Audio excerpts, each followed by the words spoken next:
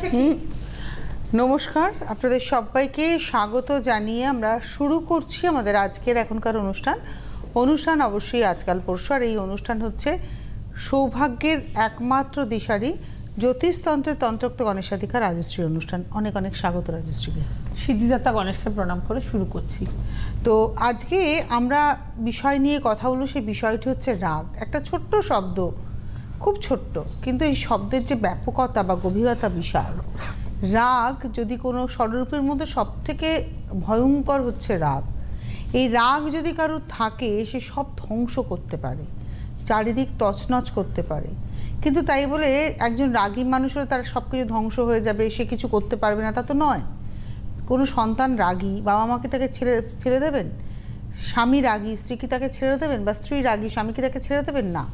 ঠিক এখানে দাঁড়িয়ে আমাদের আজকের এই অনুষ্ঠান, রাগ নিয়ে কথা বলা। তো আজকে আমি যে প্রশ্নটা করবো রাজশ্রী আপনাকে, সেটা হচ্ছে জন্মছক কি বলে দিতে পারে যে একজন মানুষের রাগ যে উগ্রতা কতটা হবে? একদম বলে দিতে পারে। একটা মানুষ কতটা রাগী হবে, জেদি হবে, উগ্র হবে, কতটা মাথা গরম হবে, একদম পরিষ্কার বোঝা যায় এবং বলা যায়। জন্মছক দেখেই বলা যায়। মানে আমি একটা কথা বলছি, অনেক সময় দেখা গেল আমি হয়তো এমন একজন সম্পর্কে প্রেডিকশান করছি, সে আমার সামনে বসে নেই, কিন্তু আমি প্রেডিকশান করছি। তো সেখানেও কিন্তু খুব পরিষ্কারভাবে বলবো, আমি তো দেখবো হরোস্কোপ, আর তো কিছু না, আমি জাস্ট হরোস্কোপটাই দেখবো। তো হরোস্কোপ থেকে কিন্তু সমস্ত কিছু বলে দেওয়া যায় যে কোনো মানুষের রাগ কতটা, জেদ কতটা, উগ্রতা কতটা, মাথা গরম কতটা। আর এই যে রাগ, জেদ, উগ্রতা, মাথা গরম, এরা অনেক সময় যেটা করে, এই জায়গা থেকে অনেক সময় কাণ্ডজ্ঞান লোপ পাওয়া, ভুলভাল কাজ করা, এই জিনিসগুলোও চলে আসে।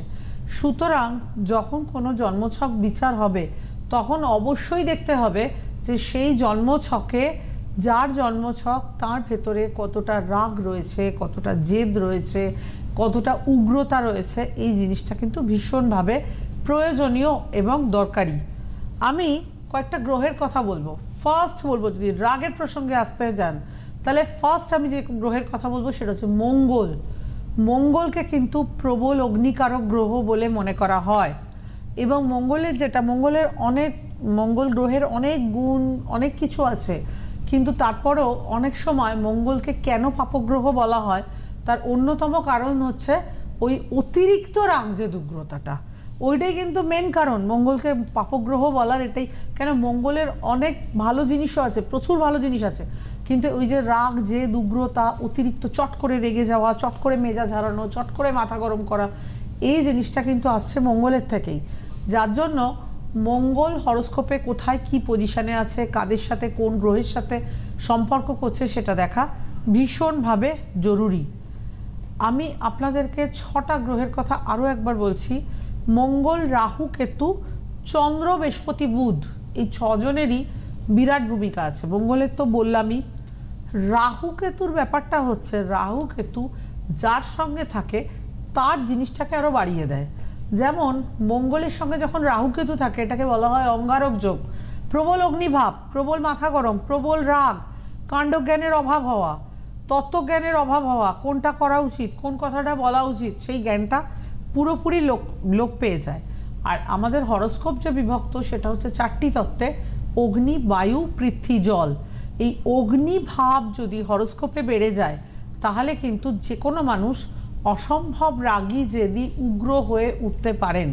এবং আপনারা নিশ্চয়ই জানেন, যখন কোনো মানুষ রেগে যায়, রাগ করে, জেদ করে, প্রচণ্ড উগ্র হয়ে ওঠে, তখন কিন্তু খুব সাধারণ ওয়েতে তাদেরকে থামানো বা তাদেরকে বোঝানো বা তাদেরকে বলতে যাওয়া যে না, এটা ভুল হচ্ছে, এই কারণটা ঠিক হচ্ছে না, এটা কিন্তু তখন সম্ভব হয় না।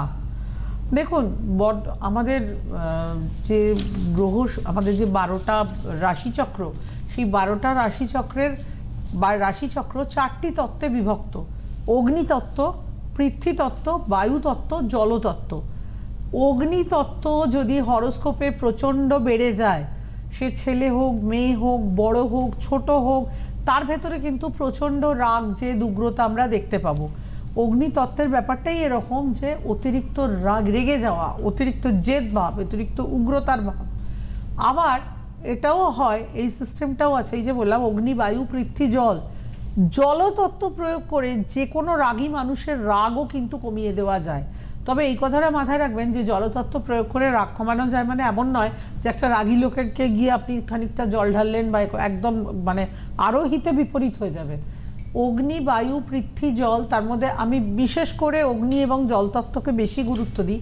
কেন, যখন কেউ রেগে যাচ্ছে তখন অগ্নিতত্ত্ব প্রবল হচ্ছে, আবার যখন কেউ শান্ত হচ্ছে, যখন কারো রাগের পরে শান্ত ভাব আসছে, সেটা কিন্তু জলতত্ত্ব। সেটা আবার জলতত্ত্বের মাধ্যমে কিন্তু আমরা যে কোনো মানুষকে শান্তও করতে পারি, যত রাগী লোক না হোক না কেন তাকে কিন্তু শান্ত করাও যায়।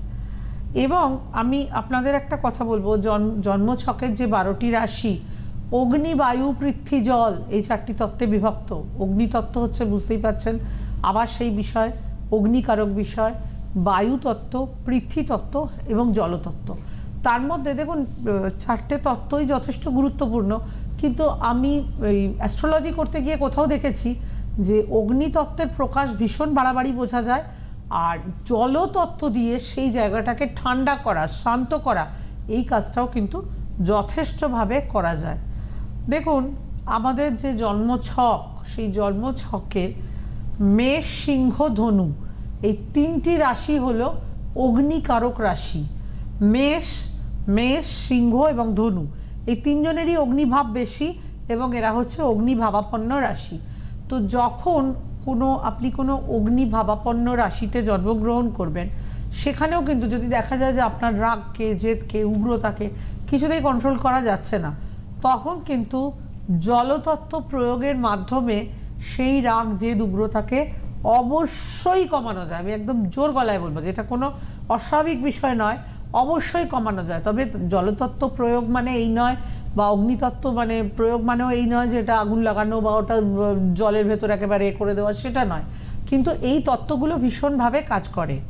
অগ্নিতত্ত্ব, বায়ুতত্ত্ব, পৃথ্বীতত্ত্ব এবং জলতত্ত্ব, তার মধ্যে আমার কোথাও অ্যাস্ট্রোলজি করতে গিয়ে মনে হয়েছে অগ্নিতত্ত্ব এবং জলতত্ত্বটাই বেশি প্রয়োজন। মেষ, সিংহ, ধনু, আবারও বলছি মেষ, সিংহ, ধনু 3টি হলো অগ্নিভাবাপন্ন রাশি। যেমন মঙ্গলের সঙ্গে, ধরুন মঙ্গলের সঙ্গে রাহু বা কেতুর কানেকশান হচ্ছে, মঙ্গলের সঙ্গে চন্দ্রের কানেকশান হচ্ছে, এই সমস্ত জায়গাতেও কিন্তু প্রচণ্ড রাগ তৈরি হয়। রাহু কেতুর স্বভাবটাই হচ্ছে যার সঙ্গে থাকবে তার প্রবণতাটাকে আরও বাড়িয়ে দেবে। এবার মঙ্গলের সঙ্গে যখন রাহু কেতু থাকছে, মঙ্গলের যে রাগ ভাব, কুপিত ভাব, অগ্নিভাব, সেটাকে আরও বেশি বাড়িয়ে দেয়। এবং আরও বেশি বাড়িয়ে দেওয়ার ফলে যে ব্যক্তি রেগে যাচ্ছে বা যার মাথা গরম হচ্ছে, সে আরও বেশি উগ্র হয়ে উঠছে, আরও বেশি রেগে যাচ্ছে, এই ব্যাপারটা ভীষণভাবেই হয়। মঙ্গলের সঙ্গে রাহু কেতুর কানেকশান সব সময় বিরাট অগ্নিভাব নিয়ে আসে।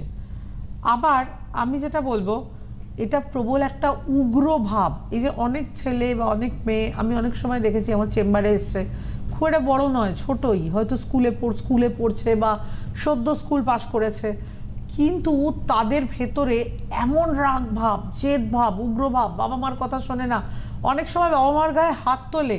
এইরকম ঘটনা আমার আকছার জানা আছে, আকছার, একটা দুটো না, আকছার জানা আছে। তো এই সবই আসছে কিন্তু ওই রাগ থেকে এবং অগ্নিতত্ত্ব থেকে। অগ্নিতত্ত্বের প্রকাশ হরোস্কোপে যদি বেশি হয়, তখনই যে কোনো মানুষ মানে কাণ্ডজ্ঞান হারিয়ে রাগী, জেদি, উগ্র হয়ে ওঠে, এবং সে তখন কি বলবে, কি করবে, এই মানে সেটা প্রেডিক্ট করাও মুশকিল হয়ে যায় অনেক সময়, মানে এতটাই আনপ্রেডিক্টেবল হয়ে ওঠে। চন্দ্রের সঙ্গে মঙ্গলের যোগও কিন্তু উগ্রতাকে বাড়িয়ে তোলে।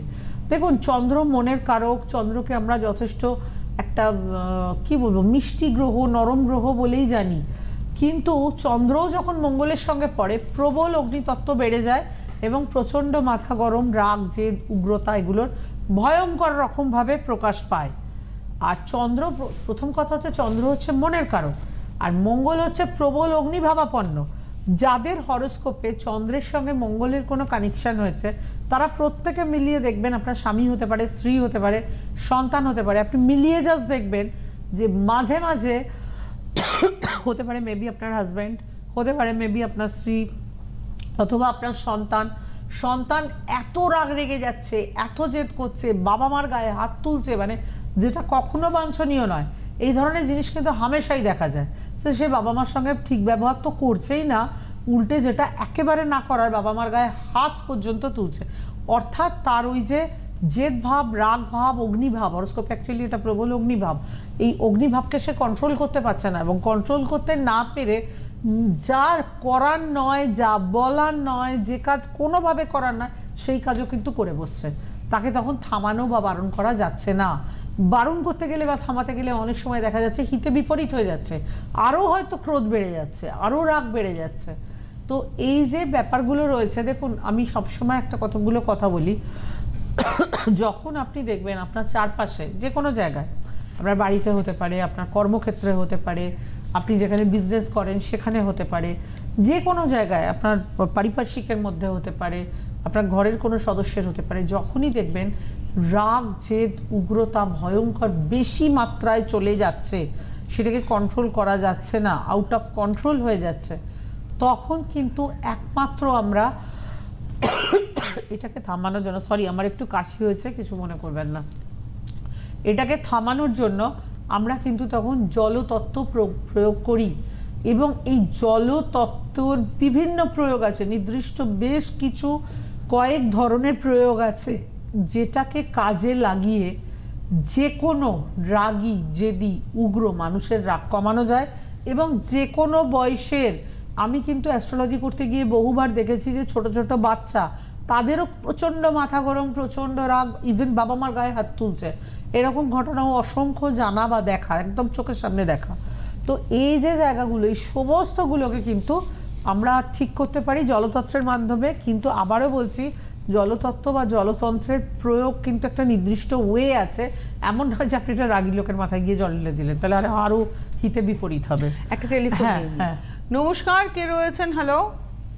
হ্যালো, নমস্কার, আমি কৃষ্ণনগর থেকে বলছি। কি নাম আপনার? হ্যাঁ, আমার নাম হচ্ছে অভ্রদীপ দেবনাথ। আপনি আপনার সম্পর্কেই জানবেন? হ্যাঁ, আমি আমার সম্পর্কে জানবো। আচ্ছা, কেউ এসেছিল আপনার জানাশুনো? না, আমার জানাশোনা, আমি টিভি থেকে ফোনটা করলাম, কেউ জানাশোনা কেউ আসেনি। আচ্ছা, অভ্রদীপ, ডেট অফ বার্থ বলুন। হ্যাঁ, আমার 25শে আগস্ট 1992। 25শে অগস্ট হ্যাঁ, 1992। সময়? সকাল 10:50। 25শে অগস্ট 1992 সকাল 10:50। কোথায় জন্ম? কৃষ্ণনগর। আচ্ছা, আর কিছু বলার দরকার নেই ভাই।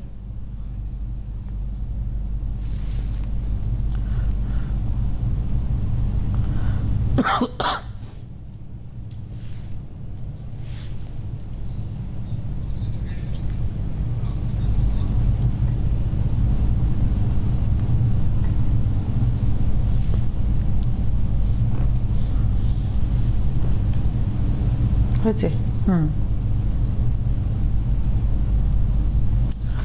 আচ্ছা, 25শে আগস্ট 1992 সেদিন ছিল মঙ্গলবার, সকাল 10:50, কৃষ্ণনগর, ইন্ডিয়া। তুলা লগ্ন, মিথুন রাশি, তুলা লগ্ন, মিথুন রাশি, পুনর্বসু নক্ষত্র।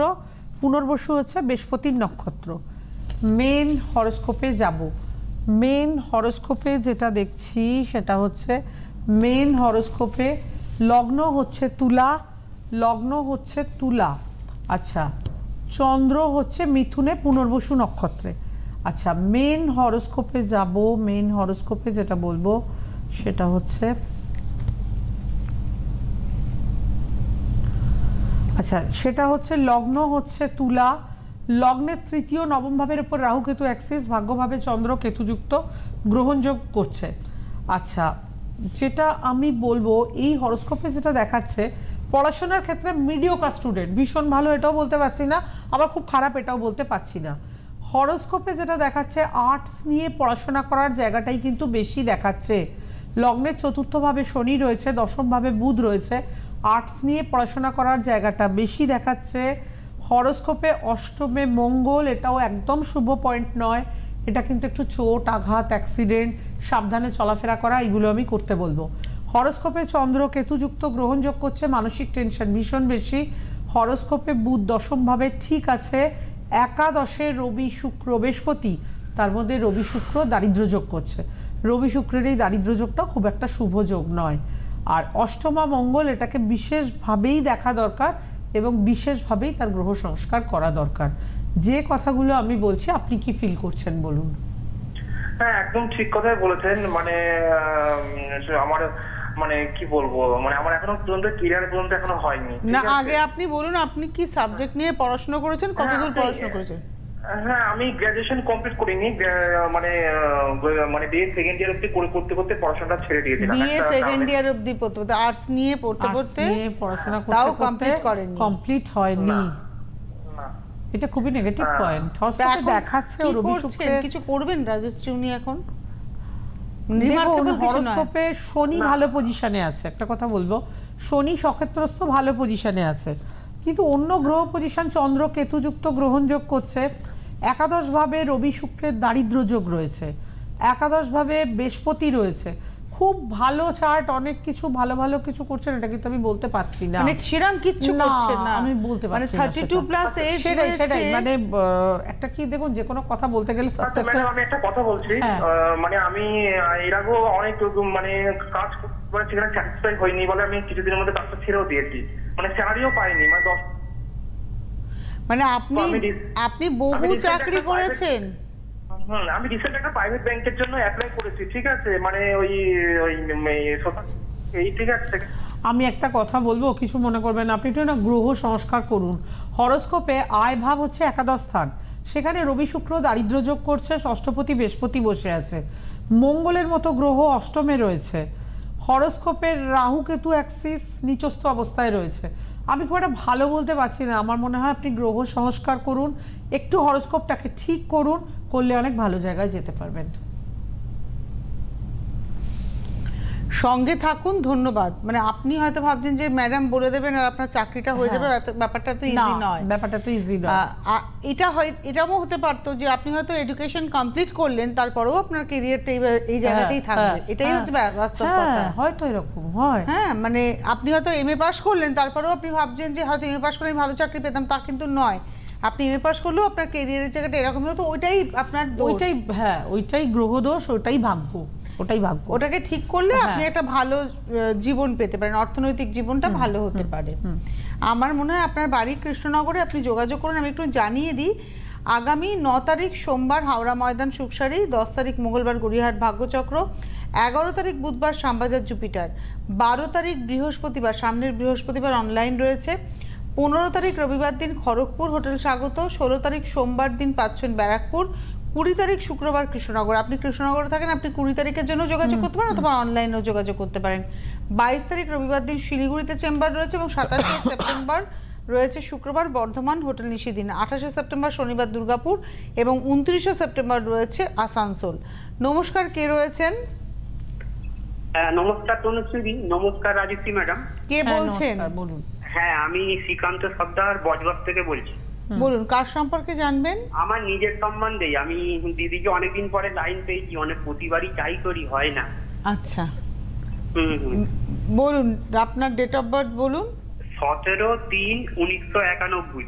17 মার্চ 1991। হ্যাঁ, রাত 1:30। রাত্রি 1:30। কোথায় জন্ম? কলকাতা? আমার হচ্ছে বজবজে, দক্ষিণ চব্বিশ পরগনা। বজবজ কি আসবে? বজবজ আসতে পারে। হ্যাঁ বজবজ এসছে, বজবজ ওয়েস্ট বেঙ্গল। আচ্ছা, 17 মার্চ 1991 সেদিন ছিল রবিবার, রাত 1:30, বজবজে জন্ম, ধনু লগ্ন মীন রাশি, উত্তর ভাদ্রপদ নক্ষত্র, উত্তর ভাদ্রপদ হচ্ছে বৃহস্পতির নক্ষত্র, নরগণ। আচ্ছা, এবার মেন হরোস্কোপে যাব। মেন হরোস্কোপে যেটা দেখছি, সরি আমার একটু কাশি হচ্ছে, কিছু মনে করবেন না। গ্রহরা মার্গী, যা এক সেকেন্ড, মেটার একবার বসাতে, আরেকবার বলবো? হ্যাঁ ম্যাক্সিমাইজ করলেই হতো। 17/3, আচ্ছা আরেক এখানে রয়েছে, এসে গেছে। 17/3/1991, রাত 1:30, এবং এটা হচ্ছে আপনার বজবজ। হ্যাঁ এসে গেছে, যেটা এটা ম্যাক্সিমাইজ করে দিন। হ্যাঁ হ্যাঁ,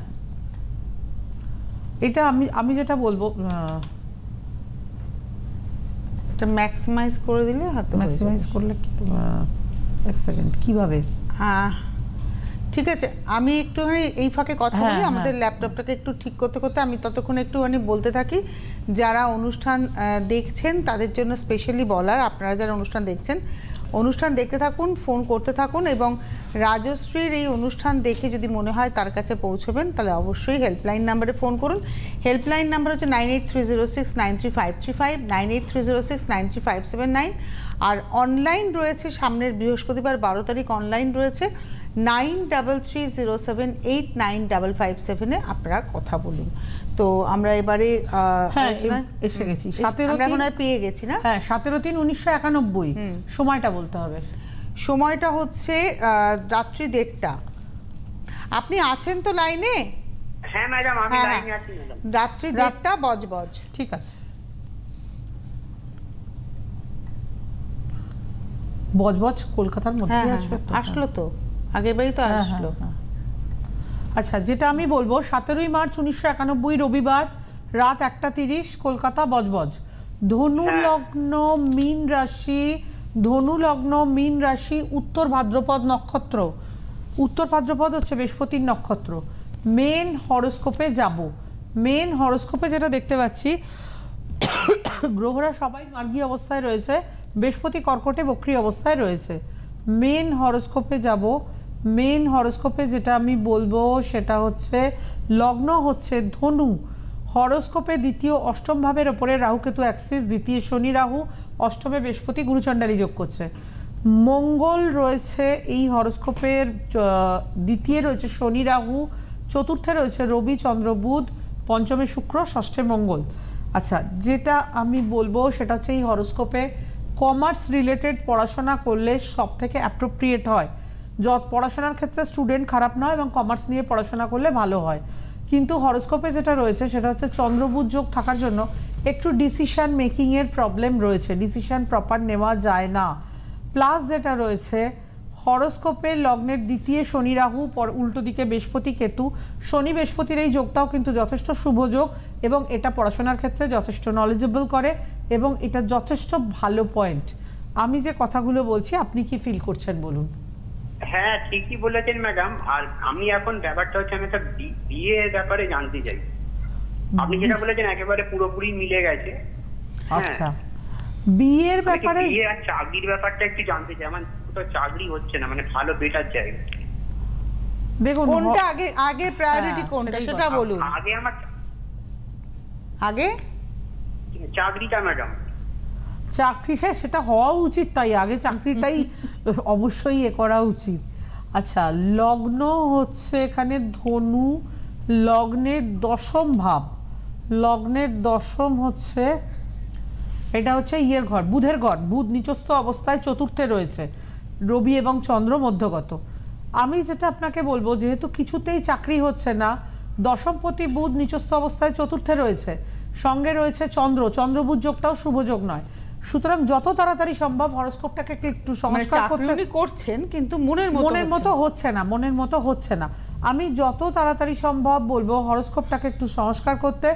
পাশাপাশি মা লক্ষ্মীর পুজোর কথা বলবো। মা লক্ষ্মীর অনেক রকমের পুজো আছে, মা লক্ষ্মীর কোনো পুজোর কথা বলবো যেটা আপনি যদি করেন আপনি যথেষ্ট ভালো চাকরি এবং অর্থ রোজগার দুটোই করতে পারবেন। এই যে প্রতিকারের পদ্ধতি রাজশ্রী বলেন, এটা কিন্তু প্রথমে একজন বিশেষজ্ঞের হাত ধরে করে সেটাকে পালন করার ব্যাপার থাকে। রাজশ্রী প্রতিকার পালন করতে। আর একটা কথা আমি হরোস্কোপ প্রসঙ্গে বলবো, আমি এক মিনিট বলে নিচ্ছি, সেটা হচ্ছে এই হরোস্কোপে বিবাহ ম্যাচিওর করার ক্ষেত্রেও কিন্তু যথেষ্ট বাধা।